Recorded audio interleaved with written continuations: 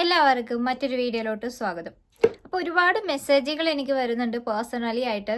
കാരണം എല്ലാവരും ചോദിക്കുന്ന ഒരേ ഒരു സംശയമുള്ളൂ, നാട്ടിൽ നിന്ന് ഇന്റർവ്യൂ കഴിഞ്ഞു അല്ലെങ്കിൽ ഇന്റർവ്യൂ അറ്റൻഡ് ചെയ്യാൻ വേണ്ടി പോവാണ്, അല്ലെങ്കിൽ ഏജൻസിക്ക് ഞങ്ങൾ പൈസ കൊടുത്തിരിക്കുകയാണ്, മാലിയിലോട്ട് വരാൻ വേണ്ടി പറ്റുമോ? ഒരുപാട് വാർത്തകൾ ന്യൂസിൽ കാണുന്നു, ഒരുപാട് പോസ്റ്റുകൾ കാണുന്നു ഫേസ്ബുക്കിലും സോഷ്യൽ മീഡിയ പേജുകളിലും. എന്താണ് അതിന്റെ യാഥാർത്ഥ്യം എന്നൊക്കെ ചോദിച്ചുകൊണ്ട് അങ്ങോട്ടേക്ക് വരുന്നത് കൊണ്ട് കുഴപ്പമുണ്ട്, ഞങ്ങൾ ഓൾറെഡി ഏജൻസിക്ക് പൈസ കൊടുത്തുപോയി, അതുകൊണ്ട് ഇനി വരുന്നതുകൊണ്ട് കുഴപ്പമുണ്ടോ, എന്താണ് അവിടെ ശരിക്കും സംഭവിച്ചുകൊണ്ടിരിക്കുന്നത്, അങ്ങനെയുള്ള കുറേ കാര്യങ്ങൾ ചോദിച്ചുകൊണ്ട് ഒരുപാട് പേര് മെസ്സേജ് ചെയ്യുന്നുണ്ട്. എല്ലാവർക്കും പേഴ്സണലി റിപ്ലൈ ചെയ്യാനുള്ള ഒരു ബുദ്ധിമുട്ടുകൊണ്ടാണ് ഞാൻ ഇങ്ങനെ ഒരു വീഡിയോ ചെയ്യുന്നത്. പറയാനാണെങ്കിൽ ഒരുപാട് കാര്യങ്ങളുണ്ട്, അപ്പോൾ ഇങ്ങനെ ഒരു വീഡിയോ ചെയ്യാമെന്ന് കരുതി. അപ്പോൾ നമുക്ക് പോവാം വീഡിയോയിലോട്ട്.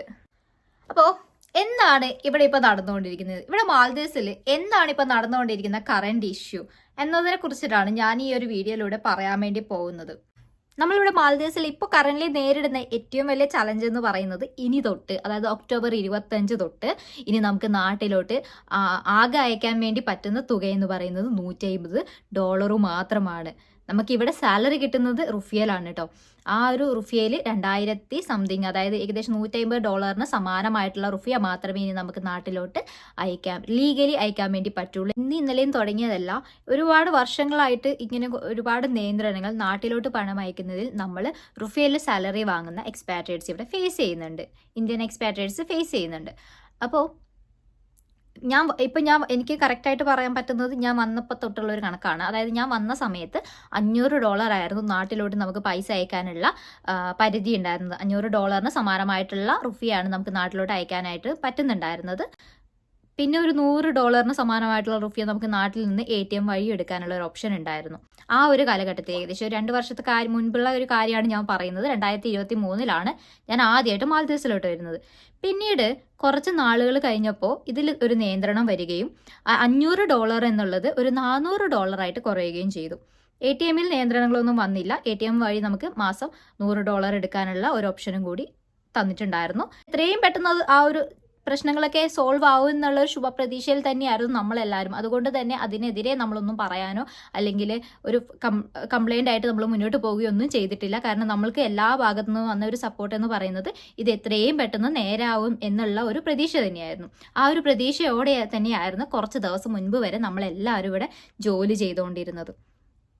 പക്ഷേ കഴിഞ്ഞ ദിവസം നമ്മൾ ഏറ്റവും കൂടുതൽ ഞെട്ടിച്ചതും വിഷമത്തിലാക്കിയ ഒരു കാര്യം എന്ന് പറയുന്നത് ബാങ്കിൻ്റെ ഭാഗത്തു നിന്ന് ഒരു പുതിയൊരു നോട്ടീസ് വന്നു. ഈ തൊട്ട് ഒക്ടോബർ 25 തൊട്ട് ഇനി നമുക്ക് നാട്ടിലോട്ട് $150 മാത്രമേ $150 സമാനമായിട്ടുള്ള റുഫിയ മാത്രമേ നമുക്ക് നാട്ടിലോട്ട് അയക്കാൻ വേണ്ടി പറ്റുള്ളൂ എന്നുള്ളത്.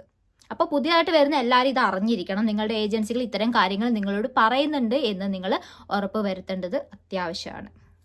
ഇവിടെയുള്ള ഈ രാജ്യത്തുള്ള വേറെ ഒരു ബാങ്ക് ത്രൂവും നമുക്ക് നാട്ടിലോട്ട് പൈസ അയക്കാനുള്ള ഓപ്ഷൻ ഇതുവരെയും നിലവിൽ വന്നിട്ടില്ല. അതുകൊണ്ട് ഇവിടെ മാത്രം ഇത്രയും നിയന്ത്രണങ്ങൾ വരുന്നു, മറ്റുള്ള രാജ്യങ്ങളിലൊന്നും ഇങ്ങനെയുള്ള നിയന്ത്രണങ്ങൾ പൈസ അയക്കുന്നതിൽ ഇല്ലല്ലോ എന്ന് ഒരുപാട് പേര് ചോദിക്കുന്നുണ്ട്. ഇവിടെ എന്തുകൊണ്ട് നിയന്ത്രണം എന്ന് ചോദിച്ചു കഴിഞ്ഞാൽ, നമ്മളിവിടെ നാട്ടിലോട്ട് പൈസ അയക്കാൻ നമുക്ക് ആകെയുള്ളൊരു ലീഗലായിട്ടുള്ള ഓപ്ഷൻ എന്ന് പറയുന്നത് സ്റ്റേറ്റ് ബാങ്ക് ഓഫ് ഇന്ത്യ മാത്രമാണ്. ആ ഒരു ചാനലിലൂടെ മാത്രമേ നമുക്ക് ലീഗലി നാട്ടിലോട്ട് പൈസ അയക്കാൻ വേണ്ടി പറ്റുള്ളൂ. അതിനും തന്നെ നമുക്ക് ഒരുപാട് നിയന്ത്രണങ്ങൾ ഇവിടെ ഉണ്ടായിരുന്നു. ഇവിടെ നമുക്ക് മറ്റുള്ള രാജ്യങ്ങൾ പോലെ പല സോഴ്സിലൂടെയൊന്നും നമുക്ക് അയക്കാനുള്ള ഓപ്ഷൻ ഇല്ല. പിന്നെ ഉള്ളത് ഇല്ലീഗലി ആയിട്ടുള്ളതാണ് ബ്ലാക്ക് മാർക്കറ്റ് എന്ന് പറയുന്നത്. അതിൻ്റെ റേറ്റ് എന്ന് പറയുന്നത് നോർമൽ നമ്മുടെ മാർക്കറ്റ് റേറ്റിനേക്കാളും ഒരുപാട് കുറവാണ്.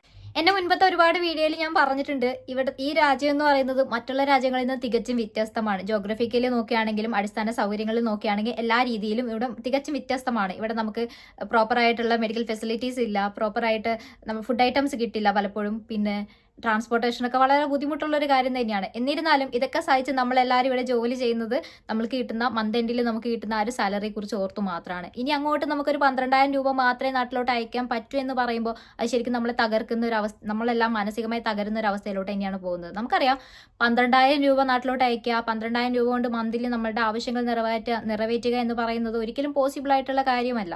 $12,000 ഒരിക്കലും ഇവിടെ വന്ന് ജോലി ചെയ്യേണ്ട ഒരു അവസ്ഥ നമുക്ക് ആവശ്യമില്ല. എല്ലാവരും പറയും, എന്തിനാണ് നാട് വിട്ട് വേറൊരു സ്ഥലത്ത് പോയി കഷ്ടപ്പെടുന്നത്, ആര് പറഞ്ഞു പോയിന്ന്.